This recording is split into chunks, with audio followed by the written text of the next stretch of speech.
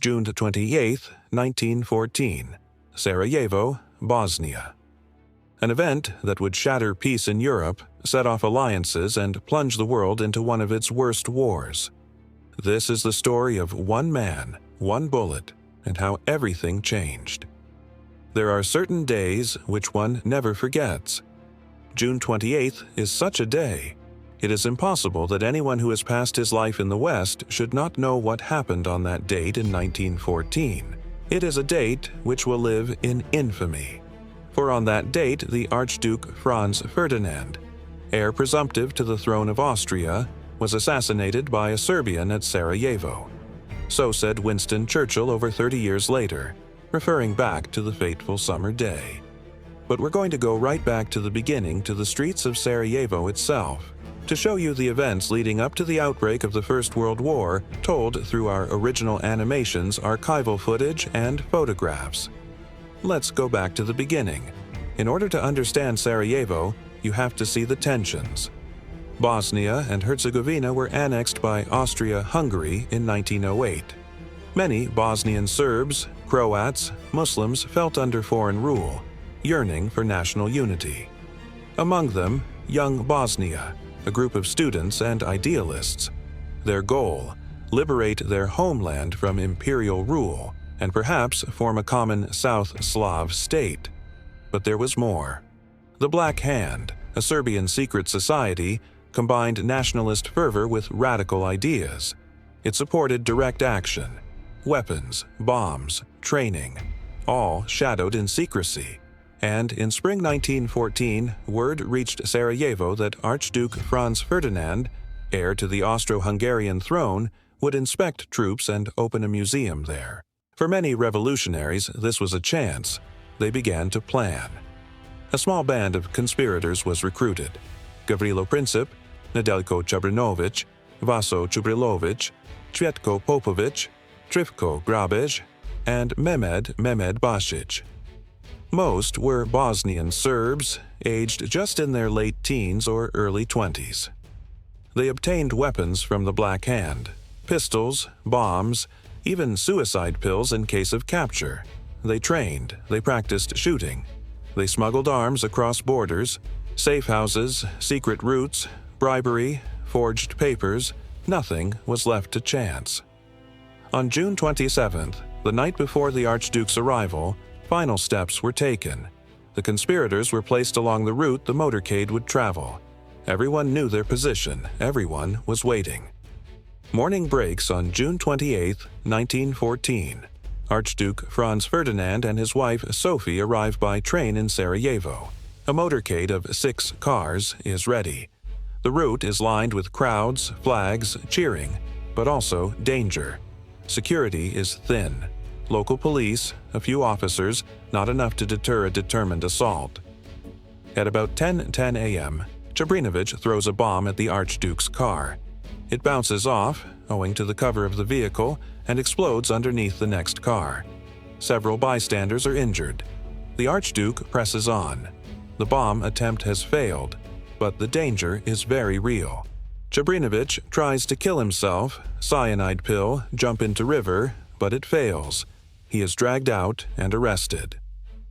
The motorcade speeds off to the planned town hall reception.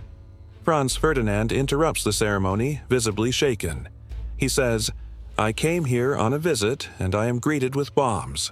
It is outrageous. I want to go and see the people who were injured." Despite the first attempt, the Archduke insists on visiting the wounded in hospital. A new route is ordered to avoid the crowded center. But confusion sets in. The driver is not informed. At a critical intersection by the Latin Bridge, the car turns wrong. It stalls. That's when Princip, stationed nearby, seizes his chance. Princip steps forward. With an FN Model 1910 semi-automatic pistol, he fires 2 shots at very close range. One strikes Sophie in the abdomen, the other hits Franz Ferdinand in the neck, damaging the jugular vein. Sophie collapses. Franz Ferdinand, gravely wounded, utters his last words. "Sophie, Sophie, don't die. Live for our children." He tries to reassure people that it is nothing, but his injury was fatal. both die within minutes. What followed was swift and wide-ranging. Franz Ferdinand and Sophie's bodies were transported to Trieste, then Vienna. The funeral was shrouded in imperial protocol and scandal. Royalty purposely snubbed attendance. Sophie's coffin was angled to reinforce her lower social rank. Their children were excluded. Meanwhile, anti-Serb riots broke out across Sarajevo and other parts of Austria-Hungary. Homes, shops, schools destroyed. Many Serbs attacked. The dead, at least a few, but the damage to community trust was profound. The conspirators were arrested.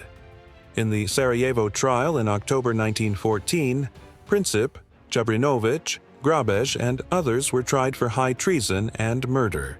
Because Princip was under 20, he could not be executed under Austro-Hungarian law. He got 20 years in prison. Several others received various sentences. Some were executed, and the world kept spinning towards war. Austria-Hungary blamed Serbia. Diplomatic ultimatums, mobilizations. Within weeks, the alliances locked in, and by August, Europe was at war. What began as an assassination in Sarajevo had triggered the fuse for World War I. So why does this matter now? Well, the Sarajevo assassination played a pivotal role in triggering the First World War, a conflict which dramatically reshaped the political and social geography of Europe and the world. More than 16 million military personnel and civilians died in the war, suffering the brutality of trench warfare, new technologies, genocide, war crimes, and atrocities. New weapons, tactics, alliances, and conflicts forever altered warfare and the course of history. It remains the deadliest conflict in human history. The consequences reverberated beyond the battlefield. The Russian Revolution, the collapse of empires, the rise of communism, fascism, and Japanese imperialism, the seeds of future conflicts were sown in this period. In Europe, the war led to the redrawing of borders, the rise of new nations, and the decline of old powers. Germany lost territory, Austria, Hungary, and the Ottoman Empire collapsed, while new states emerged, including Czechoslovakia, Yugoslavia, and Poland. World War I also marked the end of colonialism as the Ottoman, German, and Russian empires crumbled, granting independence to nations across Asia and Africa. But individual lives mattered too.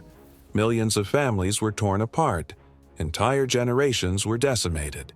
Survivors grappled with physical and psychological wounds. The loss touched every corner of the globe.